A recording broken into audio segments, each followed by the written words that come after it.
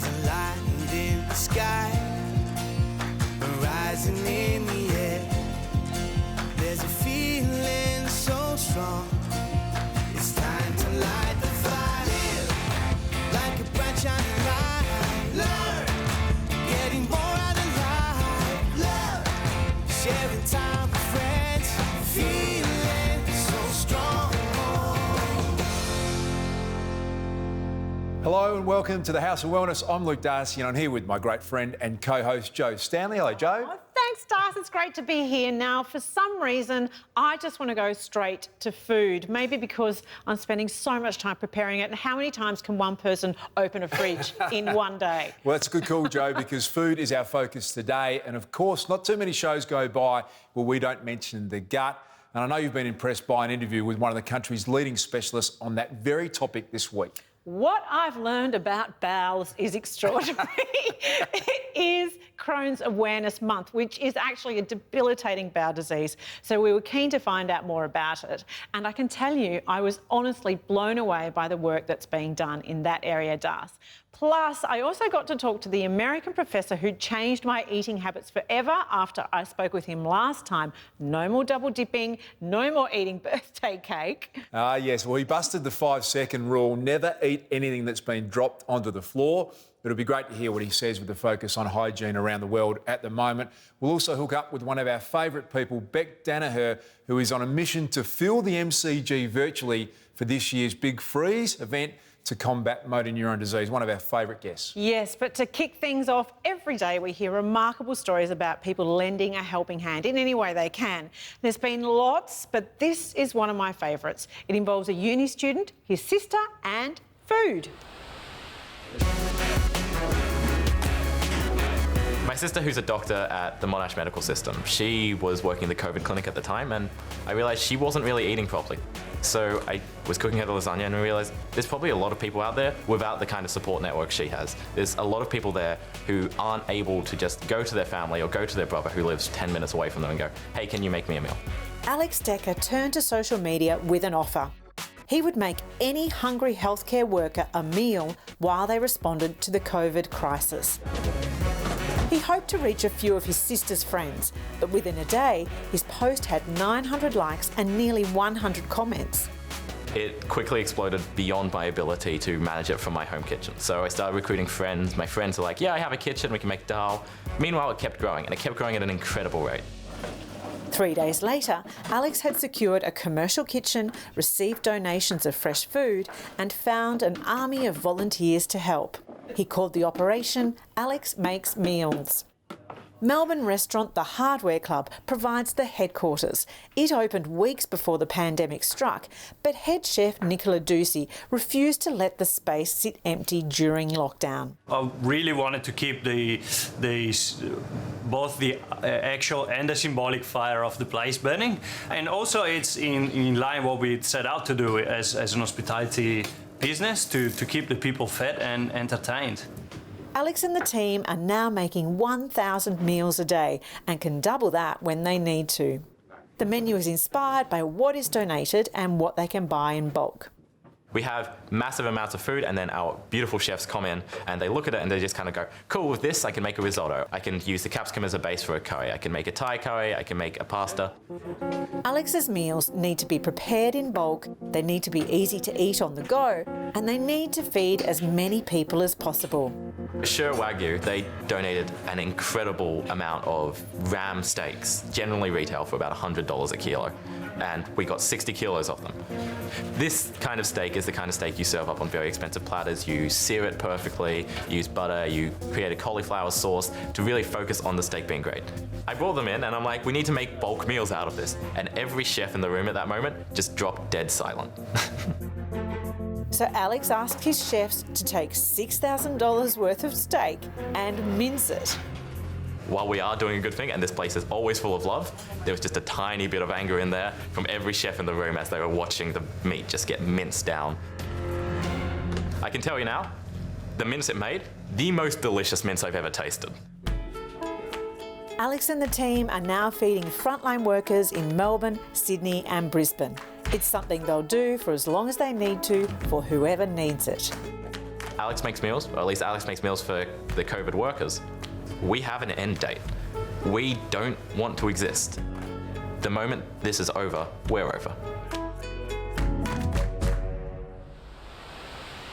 Alex relies on donations to buy food and containers and for delivery drivers. So go to their website to find out, how you can support them.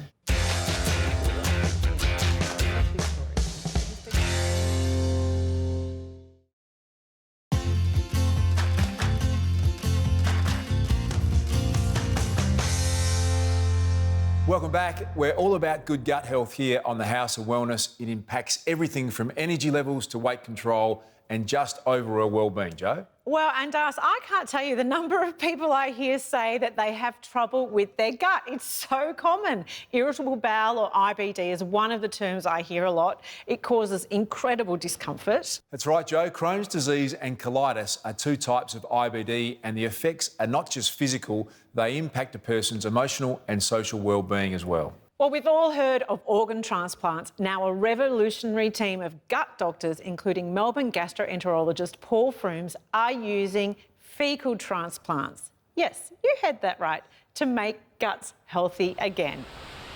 We're quite obsessed with gut health here, so I'm excited to speak with you. That makes two of us, Joe. Can you explain to us what Crohn's and colitis disease are? Certainly, Crohn's and colitis are the two subtypes of what we call inflammatory bowel disease. And they're chronic diseases. They're immune-based and they affect your bowel. They're a little different in that ulcerative colitis starts low down in the rectum and spreads continuously up your bowel. And it's only superficial, so it affects the surface cells of your bowel. Crohn's disease, a little bit different in that it picks out different segments of your bowel. And it can affect anywhere from the mouth to the anus, really. And it's a deeper form of inflammation. And how do these diseases affect you day to day? Well, they essentially cause inflammation and ulceration of your bowel. And for people, that means they get either chronic continuous bouts of pain, for example, or cramping, diarrhea, which is often bloody diarrhea. And that can be anywhere from 2 to 15 times a day if it's severe.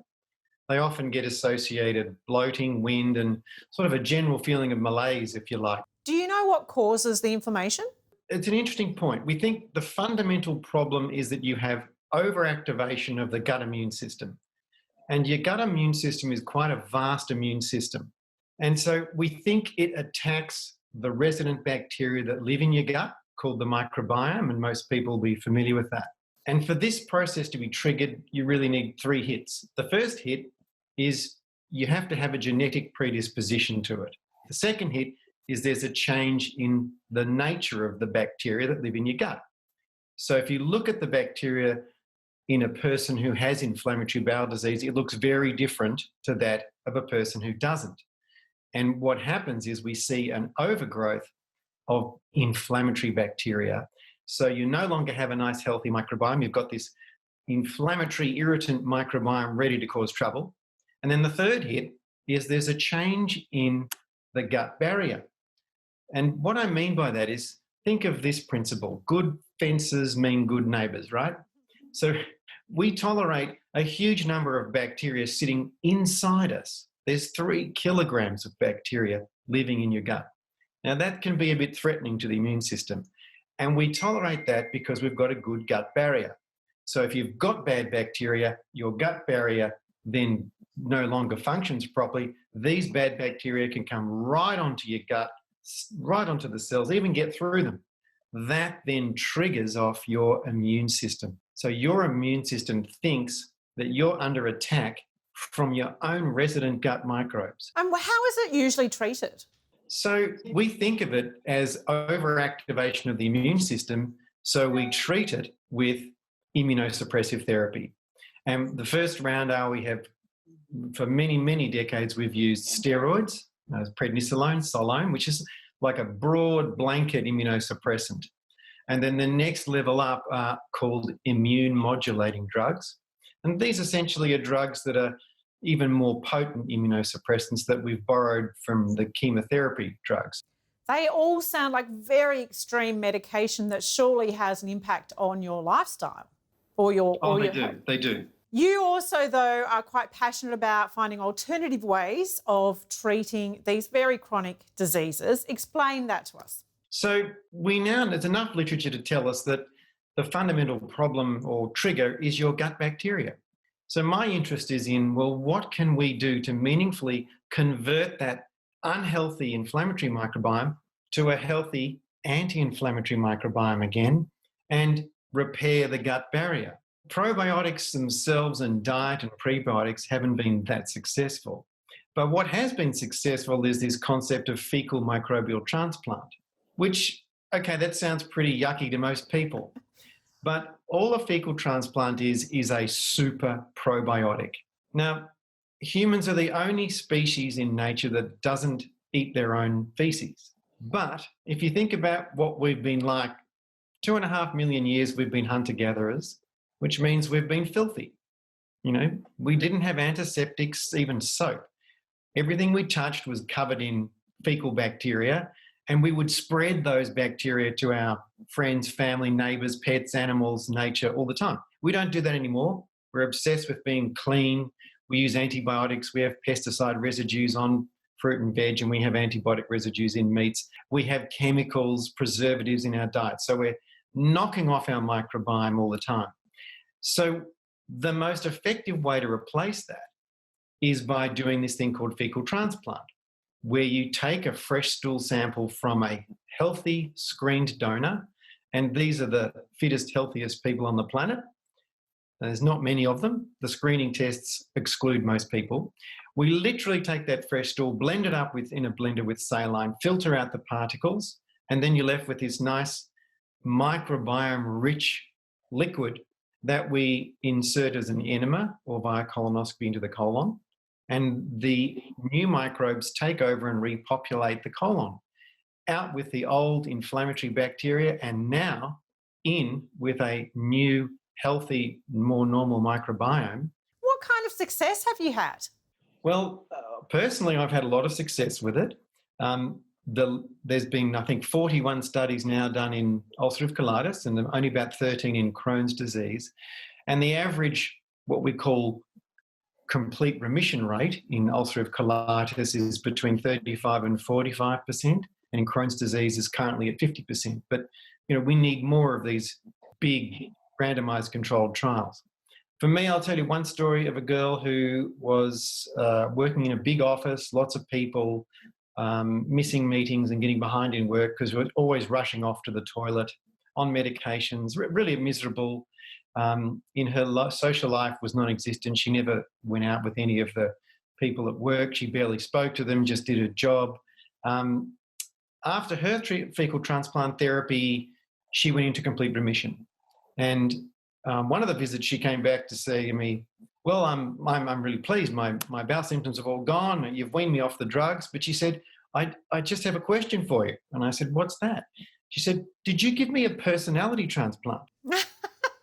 I said, no, I gave you a fecal transplant. I said, why do you ask? And she said, well, now I go to every single office function, office party. I'm the biggest gossip at in the tea room. People want to know, where I've come from.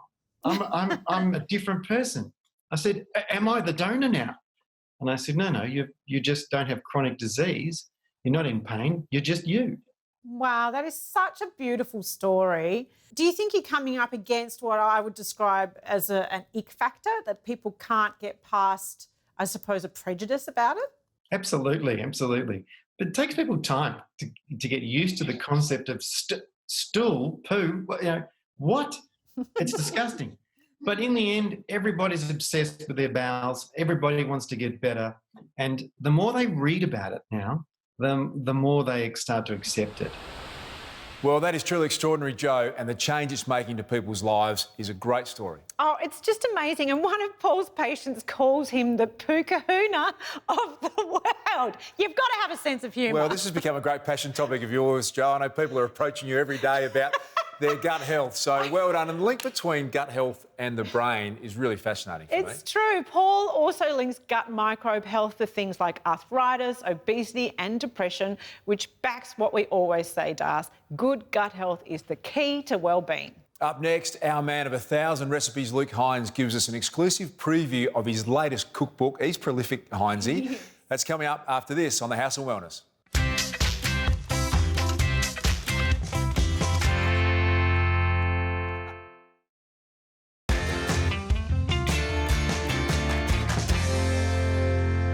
This is the House of Wellness. Well, he may not be here on set at the moment, but he's never far from our thoughts. I'm talking, of course, about our great friend Luke Hines, who, by all accounts, has not wasted a minute in isolation, Joe. Oh, he's been cooking up a storm with meals that even I and maybe you, Das, could make. I'll tell you what, this is almost a weekly part of the Darcy household now, is Hinesy's spicy fish bites. They are sensational, and I'm contributing a little bit, Joe. I love them too because they're super simple, but even with 10 books under his belt, there's still plenty more eating to be had. So here he is with the roadmap to his next great foodies book, Barbecue This. With any cookbook, you sit down with your publisher at the start of the 12-month process and you decide on a theme that you're both really passionate about, that you think the general public is going to love. So one of the first things I do is make sure I understand the colour palette. So the colour palette is basically the theme moving forward with the props and the food. There's absolutely no doubt that a recipe's got to taste good, but if it looks like crap, no one's going to buy the book or make the recipe. So I always try to make sure that it's bright, colourful and really textural, so that when you flip to that page, you don't go, a piece of fish. You go, wow, what has he done to that piece of fish? I love it, I want it, I gotta cook it, I gotta eat it. I always start with a chapter breakdown. Once I've done a chapter breakdown, I then work out each and every recipe and the protein or vegetable that will be heroed in that recipe. I don't want to get halfway down the track and realise it's been quite repetitive. It'd be really boring if every cookbook you picked up was just entree, main and dessert, or chicken, beef and pork. What I like to do is try to create something different with each and every book. This book, I'm focusing on incredible salads and sides, and then recipes that you can pair with them. So you can choose chicken, pork, seafood, lamb, and pair them to these salads and sides. You can't exactly reinvent the wheel when it comes to creating recipes. Everything is going to have some form of protein with a vegetable, a sauce or a side, but it's trying to keep that exciting and different for the reader. Today, I've come into the studio to test fish specifically. I want to work out what type of pesto or herb sauce I can put with salmon. Salmon is such a popular dish that it's important I don't repeat anything that's been in any of my previous 11 books. I do look back on my other books and make sure that I'm not repeating anything even by accident, because there might be things that I still love cooking each and every day that I forget is living in page 74 of book 2.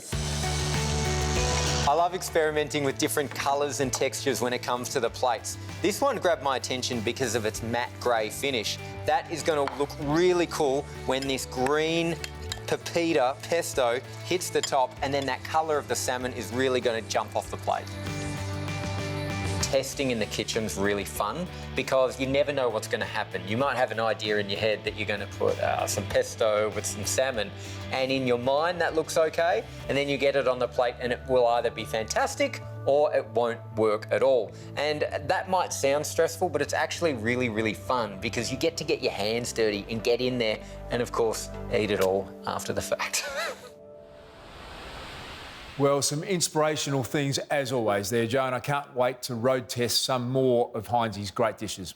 Absolutely delicious every time. Lucky for me and you, Das, Hinesy's meals are easy to make and use nutrient-dense whole foods like seasonal fruit and veggies, sustainable proteins and healthy alternatives to dairy and sugar. And these all taste great and are especially great for your heart.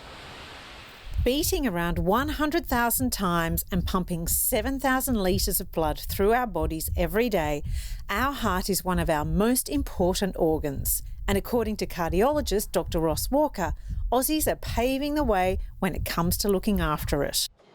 We are doing extremely well. We're one of the world leaders in the management of all diseases, but we could do better. There are still people who aren't managing things like their blood pressure or their cholesterol. There are still people carrying far too much weight around their belly. And there's so many people are stressed out of their brains. Dr. Walker is happy to be put out of work by patients taking a more preventative approach to their heart health. The way forward for me with heart health is still always lifestyle. And for all of us to see every day as a self-improvement program.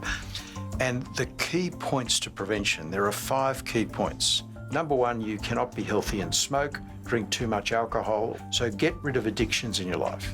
Number 2 is good quality sleep. 7 to 8 hours of good quality sleep per night is as good for your body as not smoking. Number 3 is nutrition, and the key to any good diet is to base that around fruit and vegetables. So having 2 or 3 pieces of fruit per day, 3 to 5 servings about a half a carrot per day, is the key to good health. Number 4, 3 to 5 hours every week of moderate exertion. So exertion where you feel a bit tested. There's only one more thing that's more powerful than that, and that's happiness. So people who are happier, people who get on well with the people around them, they're the key messages. And if we could all practice that as much as we possibly could, that's the best thing for heart health. Along with lifestyle factors, there is an antioxidant that supports heart health. CoQ10 is standard ubiquinone, and that's the inactive version. When that gets into the body, when you swallow it either in food or in supplement form, it must be converted to ubiquinol to actually have its action. Ubiquinol is basically a fat-soluble antioxidant, which means it gets stored in the tissues, and what it does is drive the mitochondria. Now, why is that important? What's the mitochondria? Just to make an analogy here, it doesn't matter how flash your car is. If you don't have a fuel or energy supply in the car, it doesn't work. So the mitochondria are the little fuel packs that drive the cell. Now, one of the major drivers of the mitochondria is ubiquinol. The ubiquinol levels start to drop off when you reach your 30s, and especially when you reach your 50s. And you don't get all the ubiquinol you need from food. So, for example, you need to have 3 kilos of steak per day to get 100 milligrams of ubiquinol. That's just not going to happen. Our body was designed to work well for 30, 40 years wandering around a jungle with a spear. So I say to people, if you're that concerned about your health security, forget about stockpiling toilet paper, stockpile fruit and vegetables and exercise equipment, because it's a much more significant issue is managing people's heart health.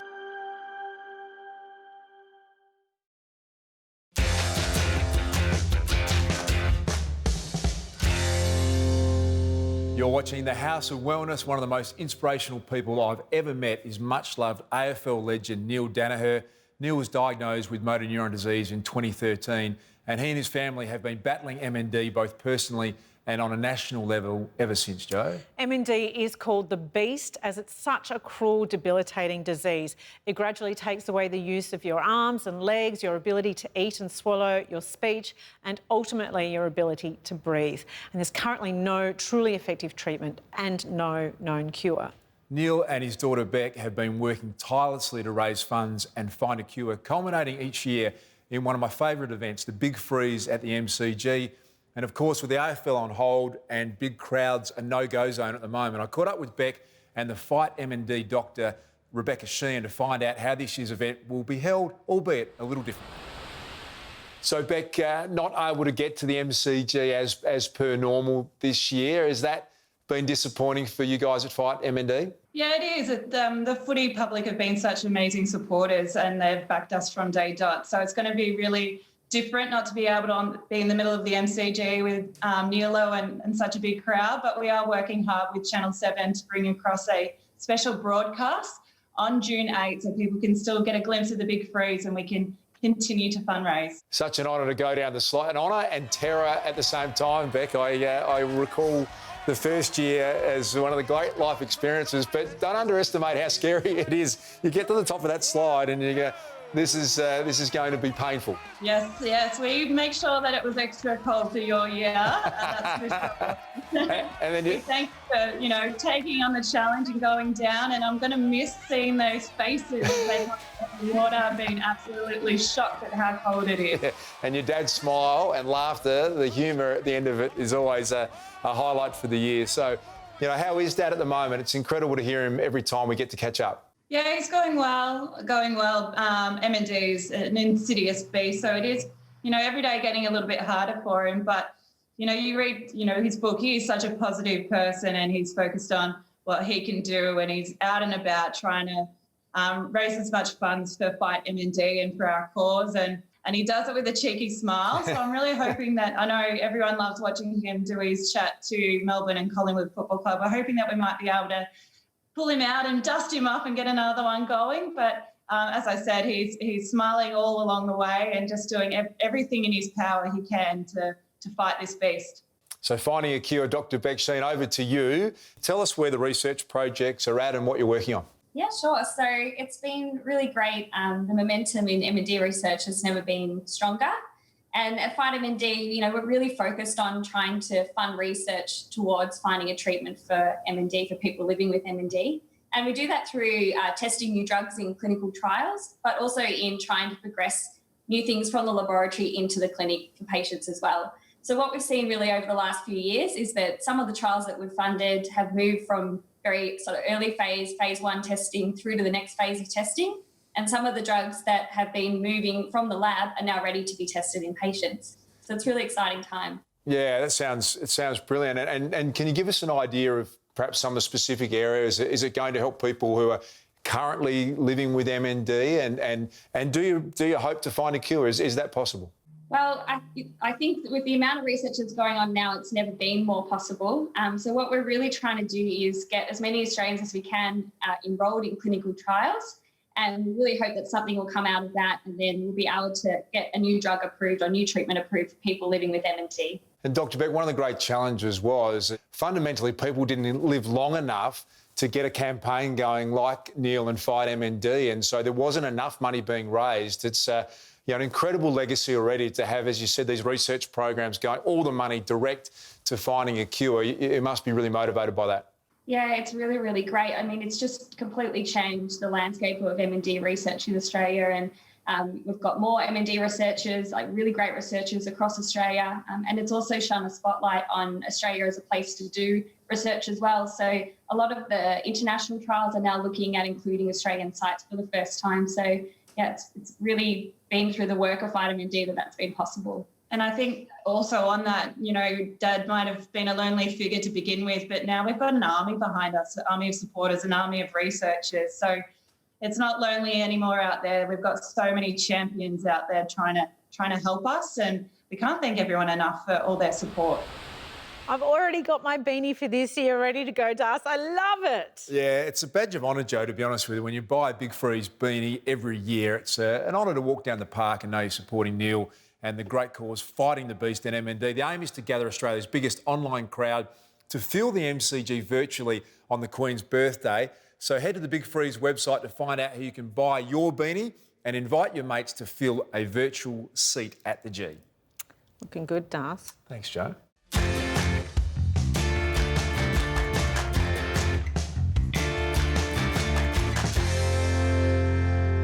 Well, there's no doubt that staying home during the COVID-19 has been a game changer for the community, but too much time inside can impact vitamin D levels, as you have to get the balance right, Jo, at times. That's right. So despite Aussie's reputation for blue skies and the great outdoors, and the fact that there's clearly so many more joggers around at the moment, 1 in 4 adults aren't getting enough vitamin D. So here's Heinzie and Gerald quickly with a great way to cook up some sunshine on a plate.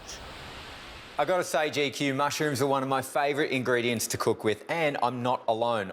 Aussies rate mushrooms as the 3rd most valuable fresh produce in the supermarket, closely behind potatoes and tomatoes. That's amazing, Heinzie, and there are so many varieties and we're still learning much more about them. But did you know that we humans and mushrooms have something in common? Oh, yeah, hang on. I know this one. It is because we are both fun guys.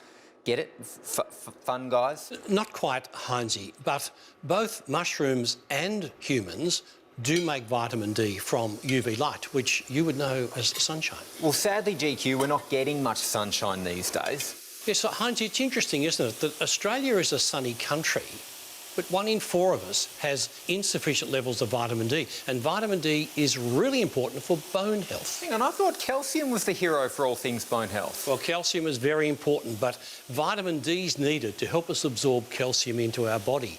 So vitamin D is important for bone structure because the strength of bones protects our organs from injury, but it's also important for muscle function, and it's very important for healthy immune function, which, as the colder months approach, we really need. All right, so in these colder months, if we're not seeing as much sunshine or we simply don't like going out in the sun, what do we do? Well, it's all about balance, Heinz. If we're going to go out in the sun, we need some UV protection. We can't get much vitamin D from our foods. We can eat your mushrooms to get our vitamin D2, but we humans, when we go out in the sun, we synthesise that as vitamin D3, which is a much more efficient way of our bodies using vitamin D. Thankfully, Heinzie, vitamin D3 is available in supplement form, so we don't really have to rely on the weather so much. And thankfully, GQ, you can eat my portobello mushroom steaks, rain, hail or shine. Thank you very much. The A to Z of Vitamins is brought to you by Oftalin, Australia's #1 bone health brand. Jim Cheery always makes me think of Mary Poppins, don't you reckon, Daz? Well, I You haven't know thought of that that, but no, I'll take your word for that. Jim Cheery, don't you? No? No, not off. Over my head, that one. But Heinz will be back a little bit later with another great mushroom meal. But next, it's the American scientist who busted the 5-second rule right here on the House of Wellness.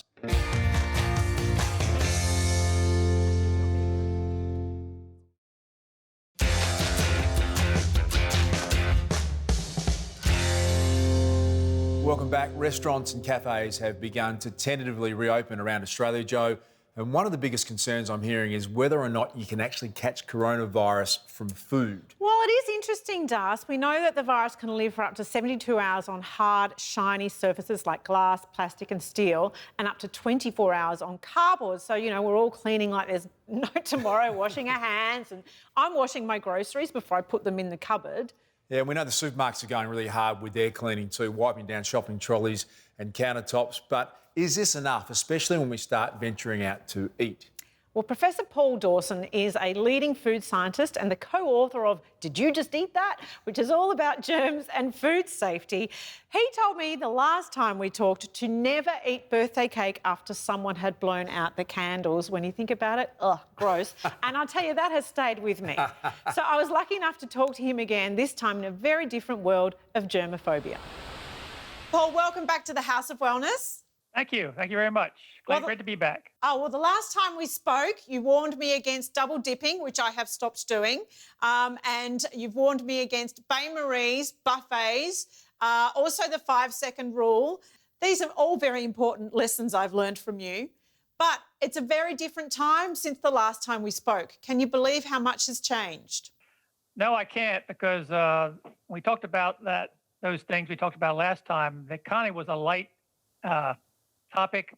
There was a serious side, but in general, it was not very serious. Now it's changed a lot. So I'm excited to have you back and to learn from an expert exactly how to stay safe when it comes to food handling particularly. Yeah, well, the good news is, as far as the coronavirus, that it's not considered a foodborne pathogen.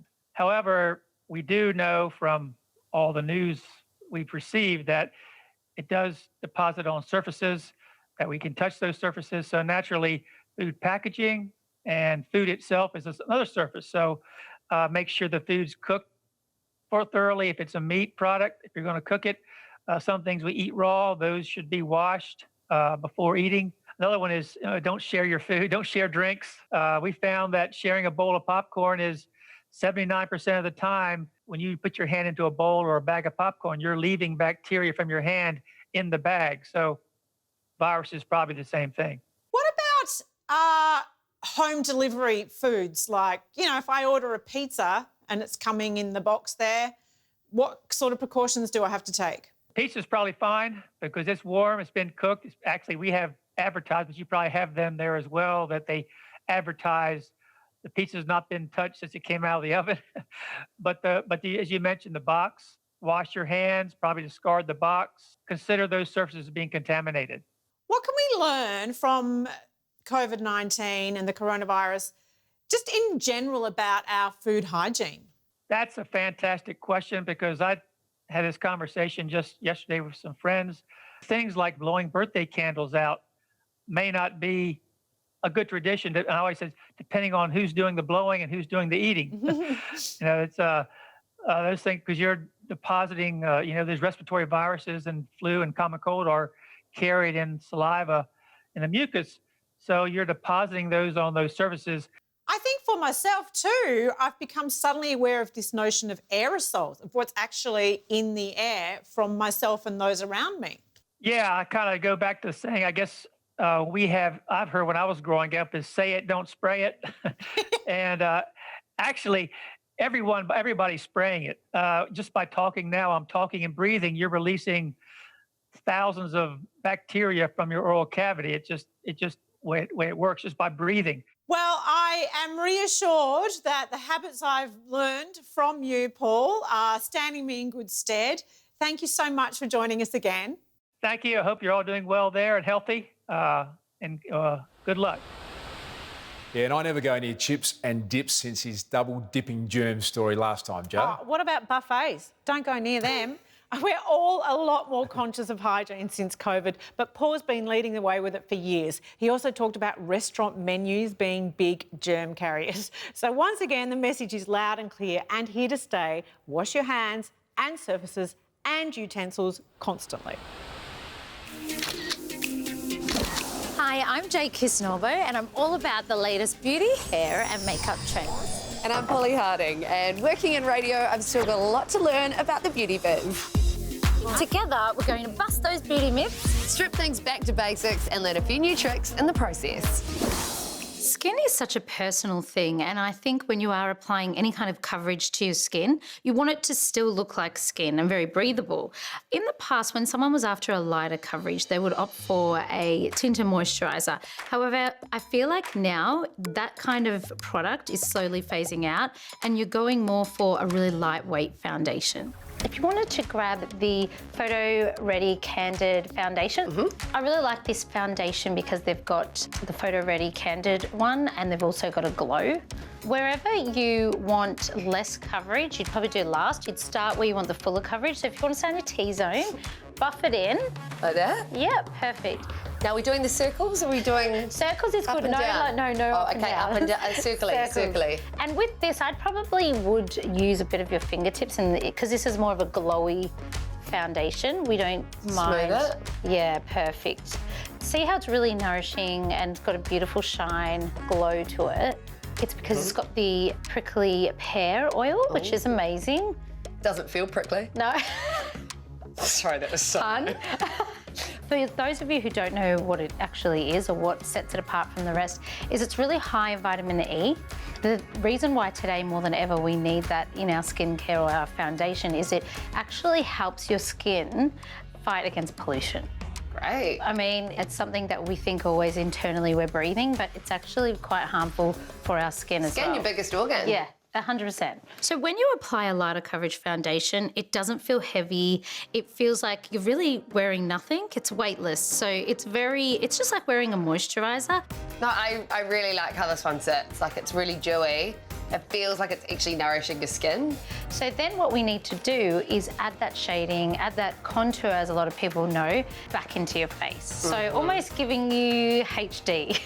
This is what the Kardashians do, isn't it? What we're going to do is if you turn your face to the side, we're going to basically go in a number 3. Starting kind of where you finished, around here. I'll be honest, Jade, I was pretty intimidated to contour prior to this session. Now I've realised it's doable, not just for Kardashians, and your everyday person can do it. 100%, you look amazing. Thank you.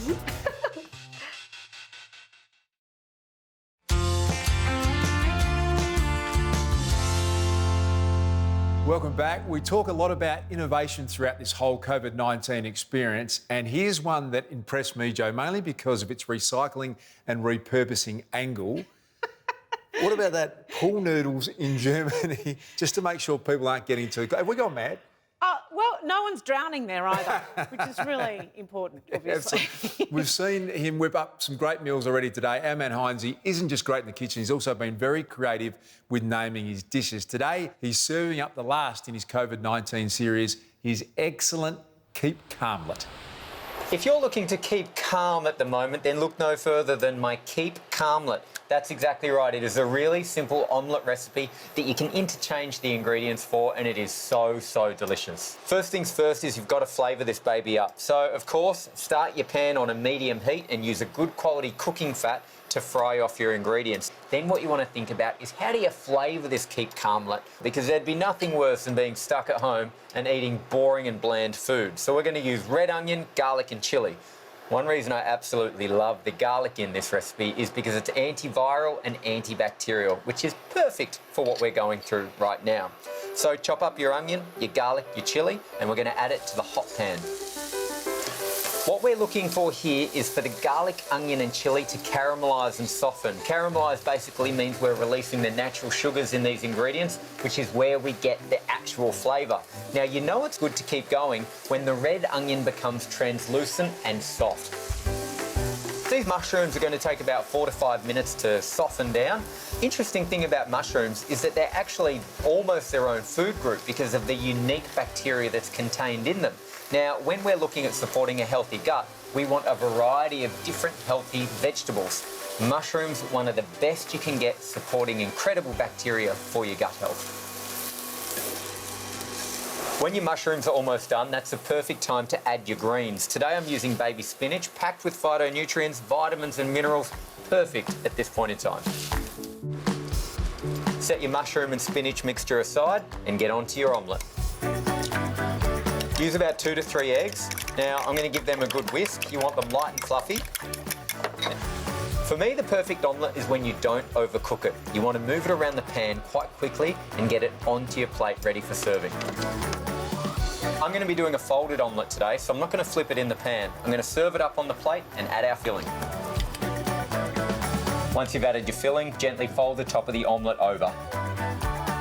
It is that easy, guys. This is my Keep Calmlet. Simple egg omelette packed with whatever you've got. I've used spinach, mushrooms, chilli, garlic, red onion. Doesn't get much better than this. And some would say they're glad to hear Heinzie is done with his COVID-19 dishes, Joe. Oh, well, how many puns can we take? I'm looking past the puns, though, and getting to the food, and whatever he does, it's always delicious. Well, Joe, that's our show for today. Head to our website, houseofwellness.com.au, for more information on anything you've seen on the show, and tune into the House of Wellness radio show every Sunday with our own Joe Stanley and Gerald Quigley. Thanks again to our very good friends at Chemist Warehouse. Stay safe, stay well, and we'll see you next time. Sharing time with friends, feeling